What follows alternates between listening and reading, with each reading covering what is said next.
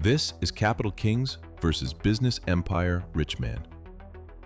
Richman feels like the classic business sandbox.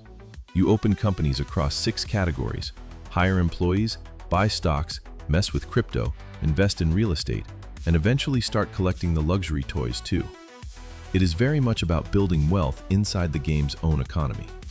Capital Kings goes in a different direction. Instead of keeping everything inside a fictional map, it is built around real-world properties and GPS. Capital Kings leans into buying, upgrading, and competing over actual places, with strategic cards layered on top. So the pitch here is less spreadsheet tycoon, and more your local area just became the board game.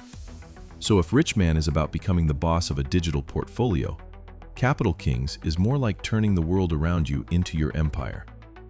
One gives you stocks, crypto, and luxury assets. The other gives you location-based competition and a more real-world, territory-driven feel. Neither one is really a clone of the other. They overlap on the business empire fantasy, but the way they get there is pretty different. Richman looks broader in the traditional simulator sense, while Capital Kings looks more niche and more tied to real places and player competition. End of the day, this one comes down to what kind of tycoon game you want. If you want offline-friendly investing, businesses, and luxury flexing, Richman clearly leans that way. If you want GPS, real-world properties, and a more competitive board game-style twist, that is where Capital Kings stands out.